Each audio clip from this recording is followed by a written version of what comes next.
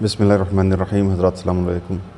جناب عمار یاسر جنگ جمل میں شریک ہوئے، حالانکہ اس وقت آپ بہت سن رسیدہ تھے، عمر دراز تھے اور آپ ایک کمزور ترین انسان تھے۔ آپ کی تلوار سب سے زیادہ چھوٹی اور نیزہ سب سے باریک تھا۔ فوج مخالف سے ایک سپاہی جس کا نام عمرو بن یثربی تھا، وہ زوج رسول کی جو سواری تھی، جو اونٹ تھا، اس کی مہار پکڑے ہوئے تھا۔ اس نے کئی امیر المومنین علیہ السلام کے کئی سپاہیوں کو شہید کر چکا تھا۔ وہ میدان سے نکلا اور اس نے مقابلے کے لیے آواز دی کہ سنا تھا کہ جناب عمار یاسر اس کے مقابلے کے لیے نکلے، اور یہ ذہن میں رہے کہ جناب عمار یاسر تقریباً 90 برس یا اس سے بھی زیادہ ان کی اس وقت عمر رہی ہوگی۔ جب آپ جنگ کے لیے نکلے ہیں تو تمام لوگوں نے جناب عمار کو جاتے ہوئے دیکھ کے کہا کہ انا للہ و انا الیہ راجعون، اور خدا سے ان کی سلامتی کے لیے دعا کی۔ بہرحال جناب عمار یاسر عمرو بن یثربی کے مقابلے پر آپ پہنچے اور دونوں طرف سے حملہ شروع ہوا۔ عمرو بن یثربی کی تلوار آپ کی سپر میں پھنس گئی، جس کے بعد وہ کچھ کر نہ سکا۔ آپ نے حملہ کیا اور لکھا یہ کہ اسے پیر پکڑ کے اس کا گھسیٹتے ہوئے حضرت امیر المومنین علیہ السلام کی خدمت میں لے کے آئے، اور پھر امیر المومنین کے حکم سے آپ نے اسے تہ کیا۔ جنگ صفین میں بھی آپ نے کارہائے نمایاں انجام دیے ہیں۔ جنگ صفین سے پہلے جب جناب امیر المومنین علیہ السلام مہاجرین و انصار کے درمیان میں اس موضوع پر بات چیت کر رہے تھے تو جناب عمار یاسر کھڑے ہوئے اور آپ نے کہا کہ امیر المومنین، اس سے پہلے کہ آتشیں شعلہ بلند ہو،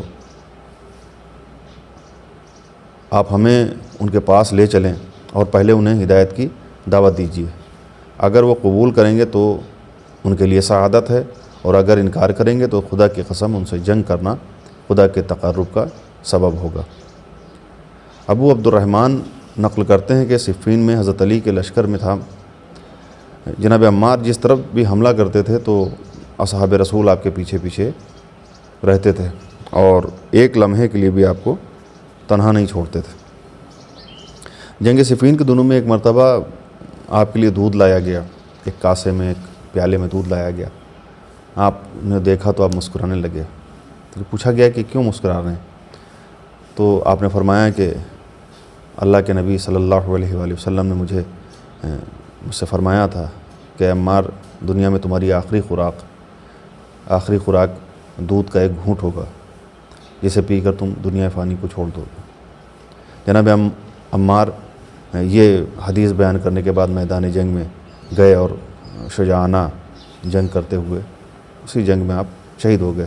اس وقت آپ کا سینہ مبارک، یعنی جنگ صفین میں جس وقت آپ شہید ہوئے، اس وقت آپ کے سینہ مبارک کے بارے میں روایات میں اختلاف ہے۔ کچھ روایات میں 94 برس، کچھ میں 93 برس اور کچھ میں 91 برس بھی لکھا ہوا ہے۔ یعنی ایک بات ہوتا ہے کہ 90 برس سے زیادہ کا آپ کا اس وقت سن تھا۔ جناب عمار یاسر کے فضائل میں رسول خدا صلی اللہ علیہ وآلہ وسلم کی جو حدیثیں نقل ہوئی ہیں، اس کی بنا پر جو لوگ حضرت علی علیہ السلام کی حمایت کرنے میں شک و تردد کر رہے تھے، کچھ لوگ ایسے بھی جنگ صفین میں تھے کہ جو تھے تو ساتھ میں لیکن شک میں پڑے ہوئے تھے، تو جناب عمار کی شہادت کے بعد وہ لوگ بھی بالکل ان کا شک دور ہو گیا، اور وہ لوگ بھی مولا علی کے لشکر میں ساتھ میں جنگ کرتے ہوئے انہوں نے بھی شہادت کا درجہ حاصل کیا۔ ایک روایت ہے کہ عمار ابن خزیمہ بن ثابت کہتے ہیں کہ خزیمہ نے جنگ صفین میں شرکت کی لیکن جنگ نہیں کی، اور کہا کہ اس جنگ میں تلوار نہیں اٹھاؤں گا جب تک کہ جناب عمار یاسر پر کیا گزرتی وہ نہ دیکھ لوں، تاکہ میرے لیے حق و باطل واضح ہو جائے۔ جیسے میں نے عرض کیا کہ کچھ لوگ تھے ایسے جو تردد میں پھنسے ہوئے تھے کسی وجہ سے بھی۔ جب جناب عمار یاسر کی شہادت ہوئی ہے تو خزیمہ ابن ثابت نے کہا کہ اب میرے لیے حق و باطل روشن ہو گیا ہے، اور پھر آپ نے حضرت علی علیہ السلام کی رکاب میں سخت جنگ کی اور اسی جنگ میں آپ شہید بھی ہوئے ہیں۔ جناب عمار یاسر کی شہادت کی خبر جب حضرت امیر المومنین علیہ السلام کو ملی ہے تو آپ شب کی تاریکی میں جنگ رکنے کے بعد جناب عمار یاسر کو تلاش کرتے ہوئے جب نکلے ہیں، جب آپ جناب عمار یاسر تک پہنچے ہیں تو امام نے ان کے جسد کو دیکھ کر آپ زمین پر بیٹھ گئے اور ان کے جسم کو اپنے آغوش میں لے لیا، سینے سے لگائے ہوئے تھے اور امام گریہ فرما رہے تھے۔ جناب عمار یاسر کو سینے سے لگائے ہوئے امیر المومنین رو رہے تھے، اور اس وقت آپ نے جو دل کی کیفیت تھی اس کو بیان کیا ہے۔ کچھ شعر آپ نے پڑھے، اس میں سے ایک شعر کا ترجمہ وہ بالکل جو کیفیت تھی وہ بیان کرتا ہے کہ امیر المومنین علیہ السلام کو کس قدر صدمہ پہنچا تھا۔